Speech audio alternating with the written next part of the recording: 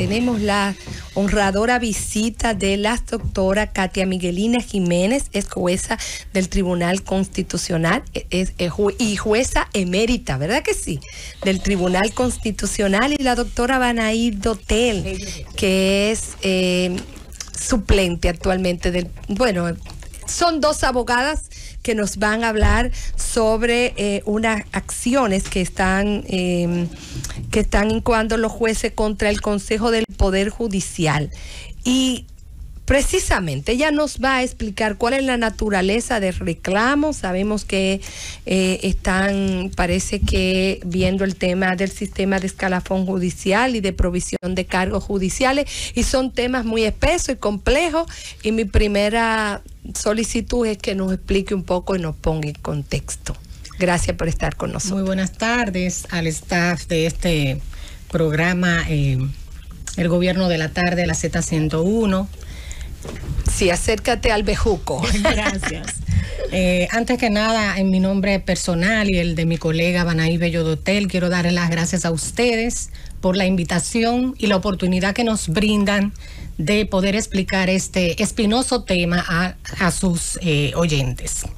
Bueno, a grandes rasgos les puedo informar que el pasado 23 de febrero del presente año, el Consejo del Poder Judicial tuvo a bien dictar una resolución marcada con el número 001-2021, a través de la cual reguló cómo sería confeccionado el escalafón judicial que debería ser aplicado a los jueces del Poder Judicial, es decir, la provisión de los cargos, los ascensos, etcétera, cómo serían realizados. En efecto, se produce esa resolución y con posterioridad, específicamente el 18 de junio del presente año, se ordena a el director de Administración y Carrera Judicial la publicación del escalafón de los magistrados y las magistradas del país. Es decir, ya los jueces de la República Dominicana conocen el lugar del escalafón que les corresponde al momento en que se produzcan las promociones.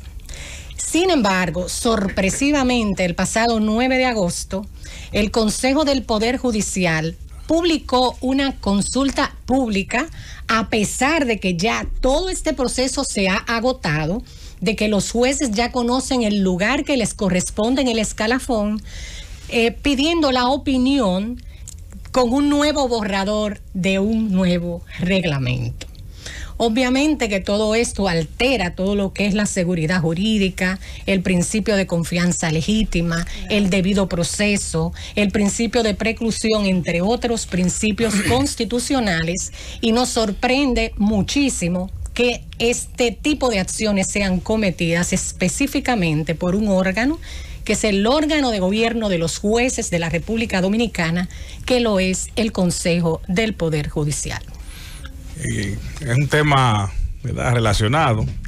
Precisamente se le está pidiendo, dentro de las facultades del momento del presidente de la República, de la reforma constitucional, que se le dé la cancha al Poder Judicial de presentar ternas, en lugar de una reforma constitucional, presentar ternas para que de ahí se elijan los procuradores adjuntos y el Procurador General de la República y el presidente de la República.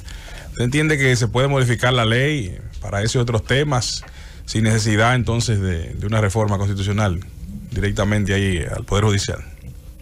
Bueno, obviamente tendría que intervenir una modificación a la Constitución, especialmente por lo que se ha estado hablando de que para poder designar un Procurador General de la República independiente que no sea escogido democráticamente, para ello habría que modificar la Constitución. Igualmente, el tema de la selección de los jueces le compete al Consejo Nacional de la Magistratura, y por esa razón, para que se haga de otra manera, habría que modificar la Constitución. Usted dice que, Katia, que la Procuraduría modificó el asunto del escalafón de los jueces. El Consejo ¿A qué del usted Poder atribuye Judicial esa modificación a última hora? Bueno, uno no puede pensar cosas buenas cuando se producen violaciones y arbitrariedades de esta naturaleza. Yo no quisiera como especular, pero a veces las especulaciones son inevitables. Claro. Sobre todo en temas como estos. Definitivamente la conclusión personal, y lo digo en términos personales, no hablo en esta opinión en nombre de Jueces Dominicanos para la Democracia, que son nuestros representados, para tampoco comprometerles a ellos. Esto lo digo en términos muy personales. A la conclusión que arribo es que al parecer se quiere colocar en posiciones claves dentro del tren judicial a jueces adeptos a los componentes del Consejo del Poder Judicial. Doctor, magistrada, hay personas ligadas a la actual procuradora, que es la presidenta del Consejo. No, porque ya está hablando del Poder Judicial. Del actual presidente de la Suprema Corte de Justicia. Del Ministerio Público. Correcto. Sí, hablo del Poder Judicial. Del Poder Judicial. Quería preguntar, magistrada, para tenerlo en contexto. El Consejo del Poder Judicial pretende modificar el reglamento. Sí.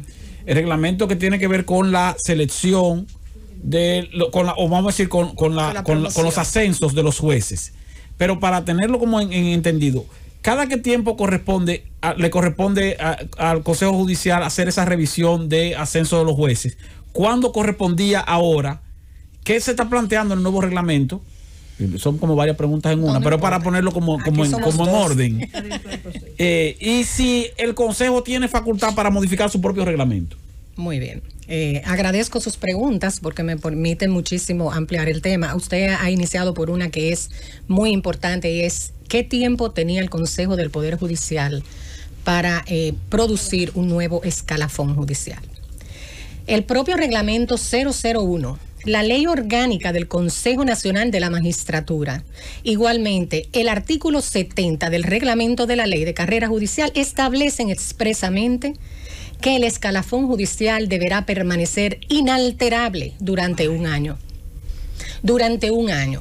Y ese plazo vence el día 18 de junio del año 2022, por cuanto fue publicado el día 18 de junio del presente año. A cada magistrado de la República se le envió por correo electrónico ese escalafón y se le explicó qué lugar ocupaban en ese momento para ocupar las posiciones vacantes, que en la actualidad son unas 123 posiciones vacantes, que al mismo tiempo van a producir otros 123 movimientos, es decir, que estamos hablando de 246 posiciones. Una pregunta. Pero entonces, ¿cuándo discúlpame, Susana, para terminar ahí, entonces estamos hablando de julio del 2022. Ahora, ¿qué está planteando el nuevo reglamento? Sí, bueno, no sé si tú quieres intervenir también, Banaí. Siguen el orden, que yo voy a entrar en un momento. Sí, perfecto. Bueno, el nuevo reglamento modifica sustancialmente el vigente, específicamente en dos aspectos muy importantes. El primero de ellos es que elimina lo que es la especialización de los jueces de la República Dominicana.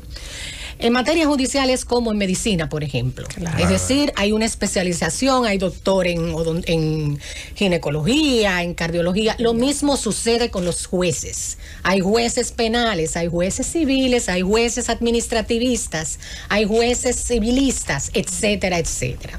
Cada uno de esos magistrados ha invertido dinero de su propio peculio muchas veces y también tiempo en esa especialización. Para que de buenas a primeras eso se elimine del reglamento como condición de componente de ese sistema meritocrático, y sencillamente si a ti te ascienden, por ejemplo, te traen de La Vega a presidir la Corte Civil de aquí del Distrito Nacional y tú lo que eres es un juez penalista, bastaría con un curso de profesionalización ante la Escuela Nacional de la Judicatura. Eso es una cosa que sencillamente raya con la arbitrariedad. Otro de los aspectos que ese reglamento pretende modificar, violando la ley, la seguridad jurídica, tiene que ver con que las promociones deben ser departamentales.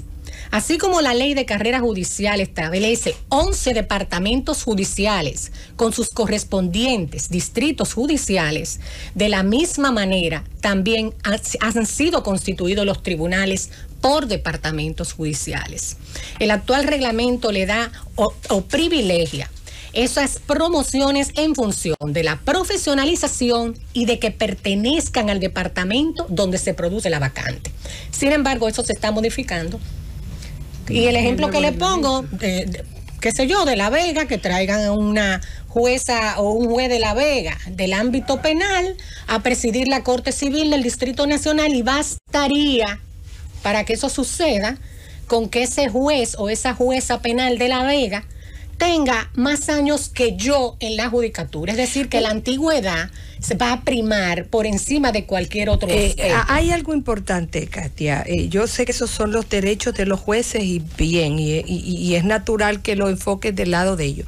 Pero yo quisiera que tú nos dijeras, al dominicano llano que está escuchando allá, lo que significa en términos de calidad de la justicia, que se elimine la especialización. ¿Cuál es el riesgo? Porque solamente pedimos independencia. La primera independencia es el conocimiento. La primera independencia es el conocimiento. Claro. Lo que eso significa, y lo que significa que el Consejo Nacional del Consejo del Poder Judicial viole algo tan flagrante. Yo pensaba que era algo más complejo, pero para mí es increíble que yo, habiendo dado una resolución, desconozcan su propia legalidad y vuelvan para atrás. O sea, ¿qué significa eso en términos llanos? Ese traje a la medida, porque así que yo lo veo, para la calidad de la justicia que va a recibir ese señor, ese chinero que nos está escuchando, o ese señor en un taller. Bien, gracias por recibirlo. En ese orden, bastaría decir que el reclamo que se está llevando ante al Tribunal Superior Administrativo, si bien en este momento lo están elevando los jueces a través de una asociación de jueces, que es Judemo, ese reclamo en ese orden de a quién afecta el eliminar la especialización, lo pudiésemos llevar todos los ciudadanos que asistimos a los tribunales en búsqueda de justicia, porque ya no es que se está vulnerando solo el reglamento en ese orden, se está vulnerando la seguridad jurídica de aquellos que vamos a la justicia a buscar un juez probo, un juez capaz, un juez con una especialización, porque todos sabemos que ya el derecho dejó de ser aquel derecho de 3 códigos, donde usted se sentaba, había un código. No, estamos frente a un derecho que, además de que ha crecido, que se ha especializado, también tiene aristas de mucha modernización y de mucha fragilidad, que no es posible manejarlo como el derecho anterior. Por lo tanto, la especialización no es un asunto de que hoy se va a revisar, no, es que debe exigirse cada día más, porque los médicos, para poner un ejemplo válido, un médico general no puede hacer una cirugía cardiovascular, un médico general no puede interpretar una imagen con la especialidad que lo haría un imaginólogo. Un médico general viene siendo un abogado cuando se gradúa, pero para poder ejercer y garantizar los derechos de aquellos que nosotros representamos, nuestra obligación, incluso como abogados en ejercicio y oficina de abogados, es la especialidad.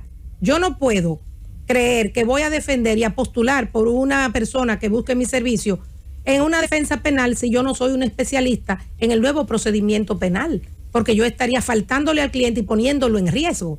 De esa misma manera, nos estaría poniendo a nosotros la justicia en riesgo si decide que la especialización no va a ser un elemento determinante para poder designar un juez en determinado tribunal. Vamos a la pausa y regresamos de nuevo. En estos días nosotros hemos estado viendo, incluso aquí vinieron, se hizo un programa el domingo pasado aquí en la Z. Sí, yo lo escuché.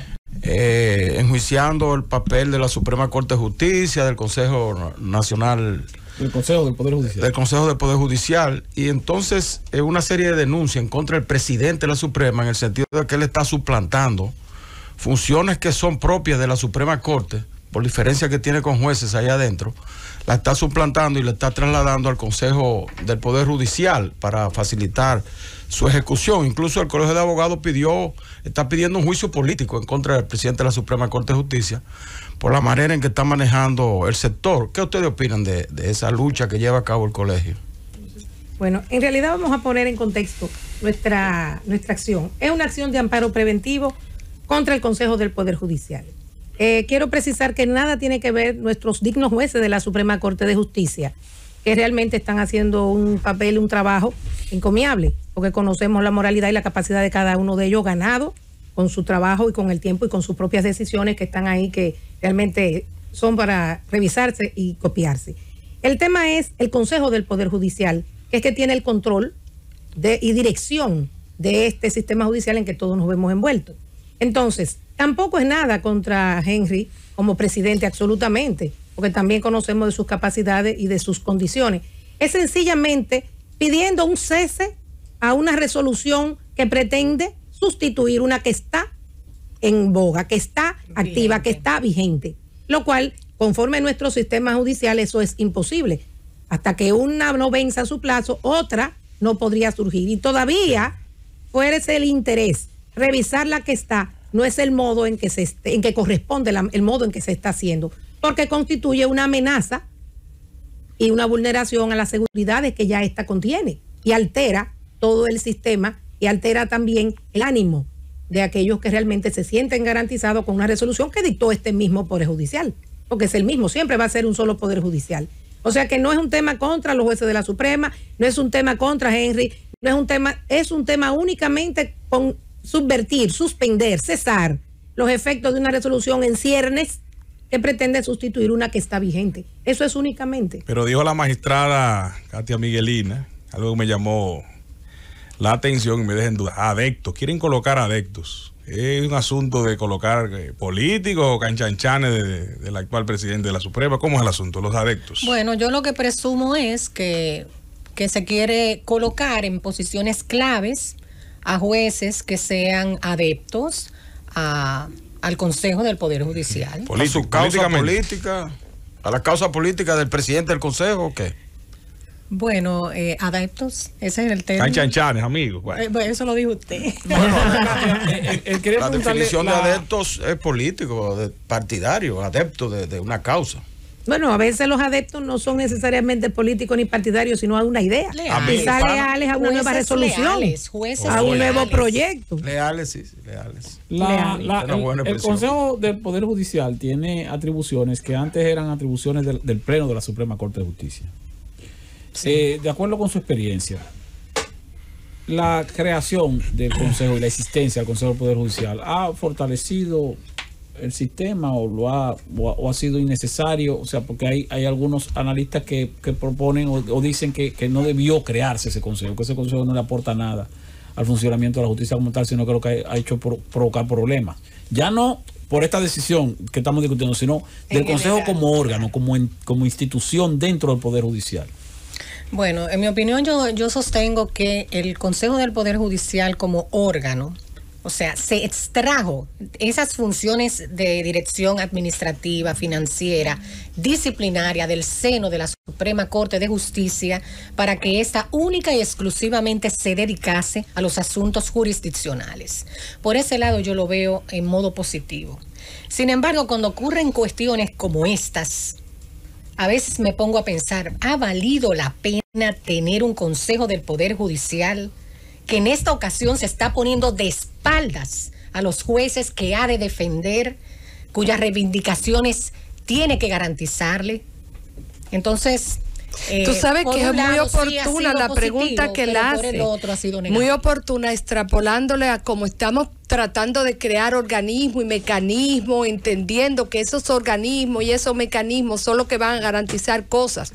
Por ejemplo, como en el caso del Ministerio Público.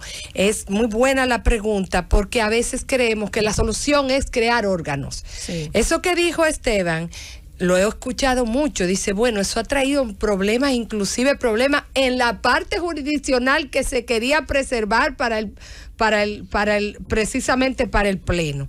Entonces, por eso creo que es bueno que la gente entienda que no siempre es la solución. Es así.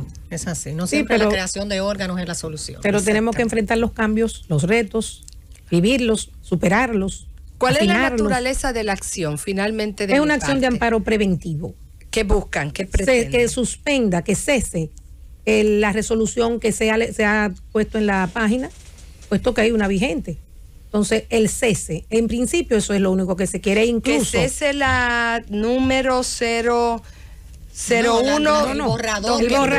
El borrador. Que es una pretensión. Otra pretensión de resolución. Sí, es que cese esa pretensión, que eso quede inerte en este momento hasta tanto la otra cumpla con su función y llegue su tiempo de de culminación. Yo le preguntaba al principio sobre si el Consejo del Poder Judicial tiene las atribuciones para crear su propio reglamento. ¿Eso es así? Sí, natural, pero no en este momento. Pero estamos justamente defendiendo el reglamento que está vigente. Sí, Lo único que queremos es que se cumpla. Porque es limitado, esa capacidad reglamentaria es periódica. Es importante también informar, a raíz de la respuesta que ha dado mi colega Banay Bello Dotel, que la audiencia finalmente ha sido fijada para el martes 7 de septiembre a las 9 de la mañana ante la tercera sala del Tribunal Superior Administrativo. ¿Y tienen expectativas buenas ustedes? Naturalmente que sí, porque con esta acción, sí, confiamos en la justicia que tenemos, porque no. Bueno. Incluso, vamos a decir, con este cese, lo que se pretende es que quede abierta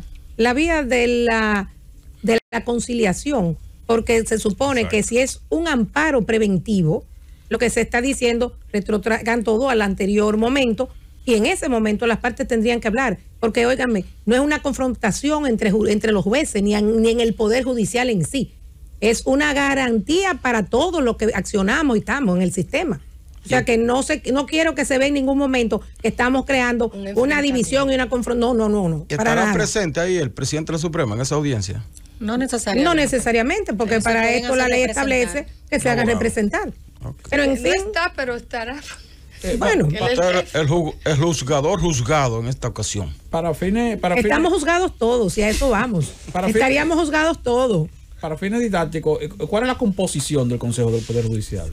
Sí, bueno, el Consejo del Poder Judicial está compuesto por el presidente de la Suprema Corte, que lo preside. Sí. Por un representante de los jueces de la Suprema Corte de Justicia elegido por el Pleno de la Suprema Corte de Justicia, por un juez de la Corte de Apelación escogido por los jueces de las Cortes de Apelación del territorio nacional, por un juez de primera instancia escogido por sus pares y por un juez de paz también escogido por sus compañeros. Y por la secretaría y una secretaria del Consejo del Poder Judicial, que en este caso viene siendo la misma de la Escuela de la Magistratura. A ellos se les llama consejeros en esa representación.